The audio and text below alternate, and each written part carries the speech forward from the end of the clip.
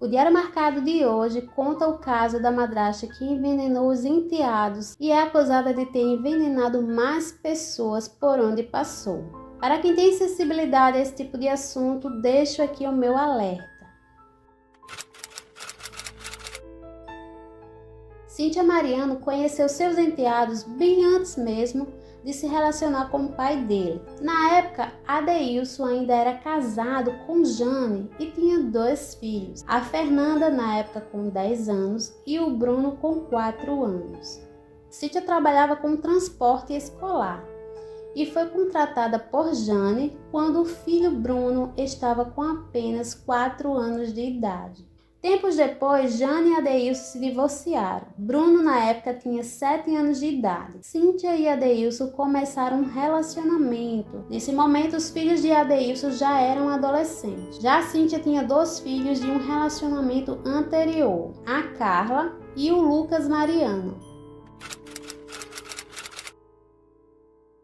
Adeilson e Cíntia tinham uma boa relação. Ficaram casados por volta de 4 anos. Cíntia era uma pessoa boa aos olhos de Adeilson, embora fosse muito ciumenta. A mesma tinha uma boa reputação de ajudar pessoas, inclusive crianças doentes, se oferecendo para cuidar delas. Com essas atitudes, os conhecidos sempre tinham uma boa referência quanto a Cíntia. A relação de Cíntia com seu filho Lucas era mais afastada. O mesmo saiu de casa mais cedo para morar só, enquanto a filha Carla era mais próxima da mãe. Os filhos de Adeilson, Fernanda e Bruno, moravam a princípio com a mãe, Jane, mas sempre estavam presentes na casa do pai e com o tempo passaram a morar com o casal. Inclusive tinha uma boa relação com Cíntia e principalmente com os filhos de Cíntia. Fernanda, por exemplo, era muito apegada a Carla. Com o tempo, Cíntia resolve adotar também uma menina e registra no nome dela e de Adeilson.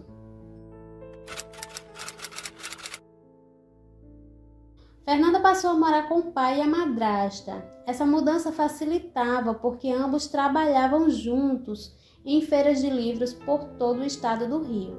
Fernanda passou a se destacar ajudando o pai e crescendo muito nessa área, a ponto de representar as feiras maiores em outros locais. Com o tempo, a Cíntia, que não trabalhava, passou a querer participar das feiras também. Inclusive, a disputa por lugares da feira com Fernanda era uma das maiores brigas entre Adeilson e Cíntia. Com o tempo, o comportamento de Cíntia vai mudando em relação aos filhos de Adeilson, principalmente com a Fernanda, que tinha uma relação muito próxima de trabalho e de carinho com o pai. Uma das maiores implicâncias de Cíntia com Fernanda era com o dinheiro, conta o pai. Ela também não gostava quando o pai pagava viagens para a filha. Dividir acessórios de beleza era também motivo de brigas. A opinião da Fernanda dentro dos projetos da família também incomodava, e até mesmo as idas do namorado da Fernanda na casa eram questionadas. Já com o Bruno, o mais novo, a Cíntia costumava reclamar bastante com o rapaz. Inclusive chegou até a apagar algumas mensagens do celular do Adeilson quando o filho respondia, gerando uma estranheza, principalmente por parte da Fernanda. Mas Cíntia justificava essas atitudes por ter ciúmes da Jane e do Adeilson, algo que não tinha nada a ver com o Bruno. Em algumas ocasiões, Fernanda chegou a comentar com a mãe que se sentia mal, com algumas tonturas, relato que preocupou bastante Jane. No dia 15 de março, Fernanda sai da academia e vai para a casa do pai. Chegando lá, ela faz um lanche. Segundo o pai, Fernanda tinha hábitos saudáveis e comidas separadas na geladeira. Após o lanche, Fernanda vai assistir o jornal com o pai no quarto, junto com a Cíntia e a irmã menor. Com o tempo, Fernanda começa a passar mal e diz para o pai que não estava bem e vai até o banheiro. O pai continua assistindo e Cíntia aparentemente dormindo na ponta da cama.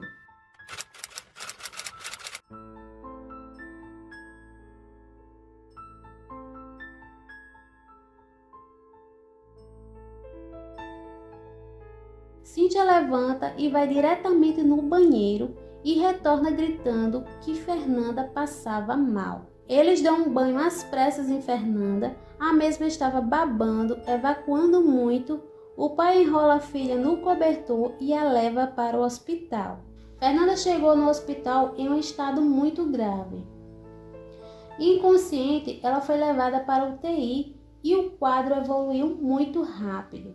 Ficou em coma por vários dias. Fernanda passou cerca de 2 semanas internada. Nesse período, Cíntia fez em suas redes sociais várias publicações em que dizia torcer pela recuperação da enteada, com muitas orações e fotos da família reunida. E no dia 27 de março, depois de 13 dias internada, Fernanda vem a óbito. No atestado de óbito, a causa foi infecção generalizada. O corpo não foi levado para o Instituto Médico Legal e o assunto parecia encerrado. Em nota, a Secretaria Municipal de Saúde disse que o óbito foi notificado no sistema do Ministério da Saúde, como é o protocolo, e que é da polícia a determinação de que um corpo seja encaminhado para exames no IML. E o que causou muita revolta na mãe de Fernanda, a Jane, é porque ela pediu várias vezes para fazerem testes, exames, né, se a filha foi envenenada, e isso não foi feito nesse hospital. A suspeita sobre a morte de Fernanda Cabral, cuja morte foi atestada como sendo causas naturais, só surgiram quando o irmão dela, o Bruno, de 16 anos, começou a passar mal depois de um almoço na casa da madrasta no dia 15 de maio do mesmo ano. Bruno conta que Cíntia foi buscá-lo pessoalmente na escola para almoçar na casa dela. Nessa época, o Bruno já não morava mais com o pai e com a madrasta. No local, Bruno reclamou de ter recebido um feijão amargo e com algumas pedrinhas azuis.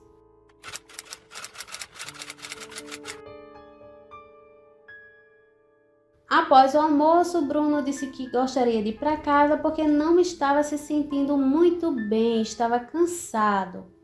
Em casa com a mãe e já se sentindo mal, reclamou e falou sobre o alimento. Bruno deu entrada na unidade de saúde com os mesmos sintomas da Fernanda. O adolescente de 16 anos precisou ficar 5 dias internados na CTI e entubado um dia, e sobreviveu ao que pode ter sido uma tentativa de homicídio. Com o relato da mãe de envenenamento, no hospital, Bruno foi submetido a uma lavagem estomacal e a um exame de sangue que detectou níveis altos de chumbo em seu sangue. Com a suspeita de que os filhos foram envenenados, Jane Carvalho Cabral, mãe dos jovens, registrou queixa na 33ª DP em Realengo, que iniciou busca na casa da madrasta.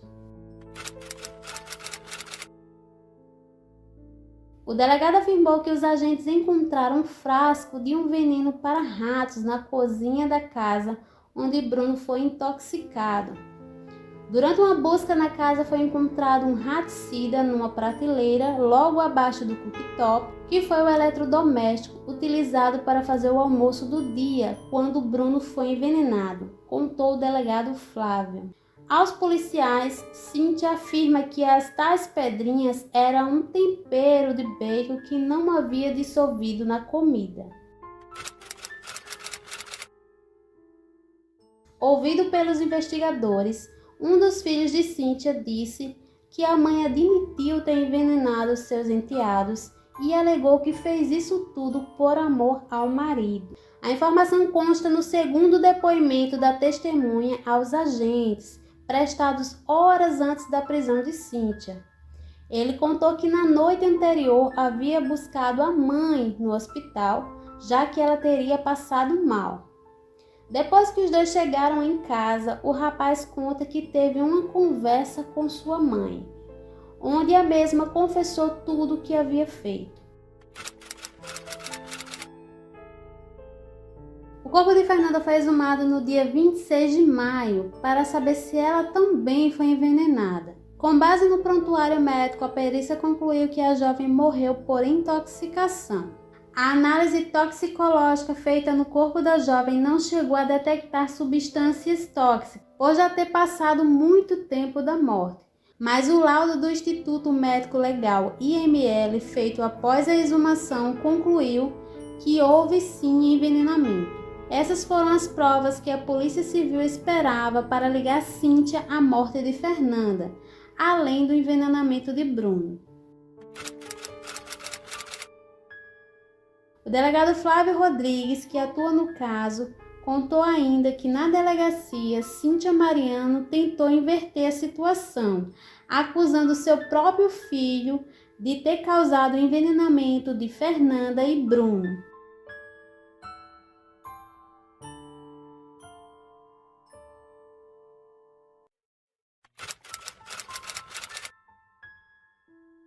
A prisão temporária de Cíntia foi decretada no dia 20 de maio de 2022 e foi prorrogada em 14 de junho de 2022. O terceiro Tribunal de Júri da capital realizou na sexta-feira, dia 30 de nove de 2022, a primeira audiência de instrução e julgamento do processo contra Cíntia Mariano Dias Cabral, acusada de envenenar os enteados Bruno e Fernanda Cabral. Então, os próximos passos serão, após todas as audiências e alegações finais, o juiz Alexandre Abraão vai pronunciar sua decisão, se o caso será encaminhado para julgamento no Tribunal do Júri ou se será arquivado e a ré absolvida. Então, com tantas provas colhidas, testemunhas e confissões, é pouco provável que Cíntia seja absolvida. Em uma noite de setembro de 2018, Pedro José Belo Gomes, de 64 anos, estava com a então namorada quando começou a passar mal. A autônoma Cíntia Mariano Dias Cabral, de 44 anos, o socorreu, levando-o para o hospital. Às 22 horas e 45 minutos do dia 29 daquele mês, ele não resistiu e morreu.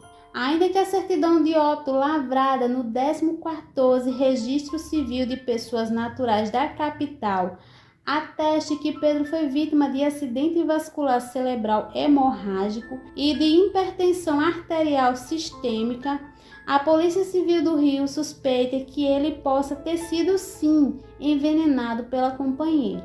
Em bens, ele deixou R$115 mil, que inclui, além do carro ano 2014, saldos em contas bancárias e poupanças. Em setembro de 2020, a juíza Mônica Figueiredo, da Terceira Vara de Família da Barra da Tijuca, autorizou o levantamento dos valores herdados após um processo de inventário aberto pela filha do falecido.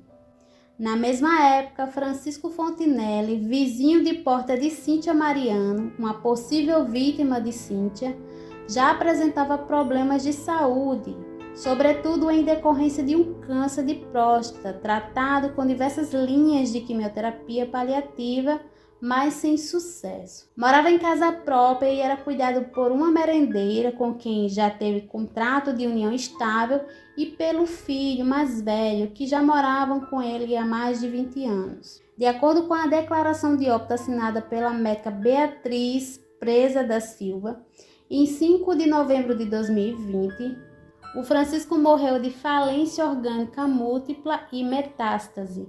Cíntia, sua vizinha de porta, havia cerca de 5 anos, ingressou 3 meses depois com uma ação na primeira vara civil, requerendo a reintegração de posse da casa do Francisco.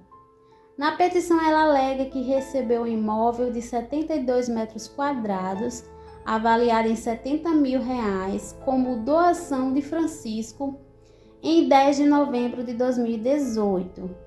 Cíntia afirma que tentou reaver seu direito de maneira administrativa com a então ocupante da casa, que se diz viúva de Francisco, e por sua vez contesta informações apresentadas. No processo, a merendeira apresenta uma escritura em nome do falecido de 1998 e cita a má-fé da ex-vizinha. Outra acusação contra Cíntia foi contada pelo filho de Cíntia. Ele informou ainda a Polícia Civil que a mãe pode ter envenenado com querosene uma criança de 6 anos. A vítima era mesma dele por parte de pai. Esse caso ocorreu há 20 anos atrás, muito antes da mulher ser presa por suspeita de colocar chumbinho no feijão dos enteados. E no final dessa história, a única coisa que os familiares buscam é o pedido por justiça, porque a vida, infelizmente, ela não volta.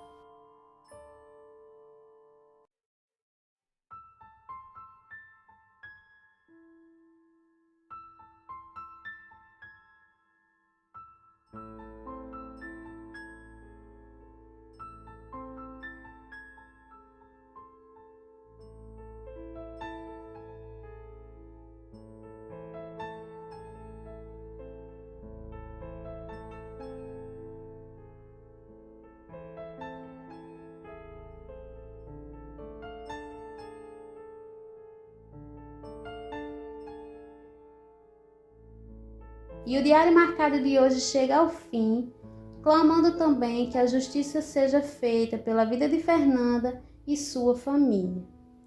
O vídeo vai ficando por aqui, até a próxima e tchau!